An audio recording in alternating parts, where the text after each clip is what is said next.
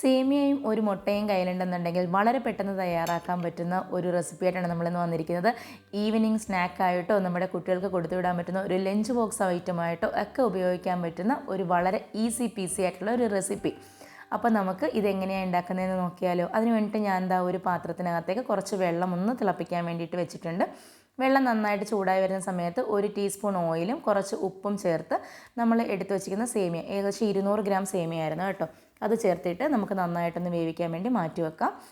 ഇനി ഒരു പാനിനകത്തേക്ക് 1 table spoon നെയ്യാണ് ചേർത്ത് കൊടുത്തിരിക്കുന്നത്. കൂടെ തന്നെ ഒരു ഉള്ളി ചെറുതായിട്ട് അരിഞ്ഞതും കുറച്ച് കറിവേപ്പിലയും ചേർത്ത് നന്നായിട്ടൊന്ന് മൂപ്പിച്ചെടുക്കാം.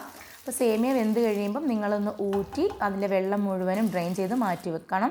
ഇനി ആ സേമിയ നമുക്ക് ഇതിനകത്തേക്ക് ചേർത്ത് കൊടുത്തിട്ട് നന്നായിട്ട് ഇളക്കി മൂപ്പിച്ചെടുക്കണം.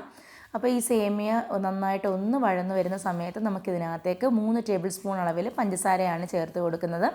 പഞ്ചസാരയുടെ അളവ് നിങ്ങൾക്ക് തന്നെ തീരുമാനിക്കാം കേട്ടോ, നിങ്ങളുടെ മധുരത്തിനനുസരിച്ചിട്ട് കൂട്ടുകയോ കുറയ്ക്കുകയോ ചെയ്യാം. ഇനി നമുക്ക് ഇത് ഒന്ന് മാറ്റി വെക്കാം. ഇനി നമ്മളൊരു പാനിലേക്ക് ഒരു 1/2 ടീസ്പൂൺ അളവിൽ നെയ്യ് ഒഴിച്ച് കൊടുത്തിട്ടുണ്ട്.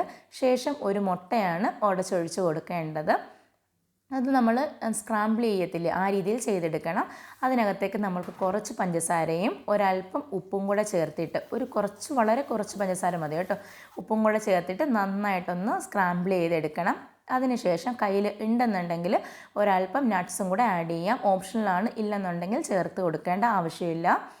ഇനി നട്ട്സിന് പകരം നിങ്ങൾക്ക് എന്ത് ഡ്രൈ ഫ്രൂട്ട്സ് വേണമെങ്കിൽ അത് ചേർത്ത് കൊടുക്കാം കേട്ടോ. ഇനി നമ്മൾ ആദ്യം തയ്യാറാക്കി വെച്ചിരിക്കുന്ന സേമിയ ചേർത്തിട്ട് നന്നായിട്ട് ഒന്ന് വഴറ്റിയെടുക്കണം. നല്ലതുപോലെ മുട്ടയുടെ കൂട്ടും സേമിയയും തമ്മിൽ ചേരുന്നത് വരെ നന്നായിട്ട് ഇളക്കി യോജിപ്പിച്ചെടുക്കണം.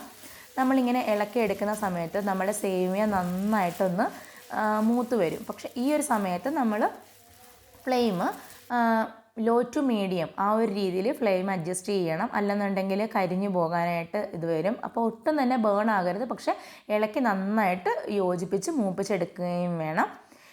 അപ്പോൾ നിങ്ങൾ എല്ലാവരും ഈ റെസിപ്പി തയ്യാറാക്കി നോക്കുമെന്ന് വിചാരിക്കുന്നു. നമ്മുടെ ആർട്ട് ഓഫ് ടേസ്റ്റ് എന്ന ചാനൽ ഇതുവരെ സബ്സ്ക്രൈബ് ചെയ്യാത്തവരുണ്ടെന്നുണ്ടെങ്കിൽ ഒന്ന് സബ്സ്ക്രൈബ് ചെയ്തേക്കണേ. അതുപോലെ തന്നെ ലൈക്ക് ചെയ്യാനും നിങ്ങളുടെ അഭിപ്രായങ്ങൾ കമൻറ്റ് ചെയ്യാനും മറന്നു പോകരുത്. അപ്പോൾ ഇതാ നമ്മളുടെ സേമിയ എല്ലാം നന്നായിട്ട് തന്നെ റെഡിയായി വന്നിട്ടുണ്ട്. ഇനി നമുക്ക് ഇതൊരു സെർവിങ് പ്ലേറ്റിലേക്ക് മാറ്റാം. അപ്പോൾ എല്ലാവരും ട്രൈ ചെയ്ത് നോക്കുക. അടുത്ത റെസിപ്പിയുമായി ഉടൻ തന്നെ കാണാം. Thank you for watching.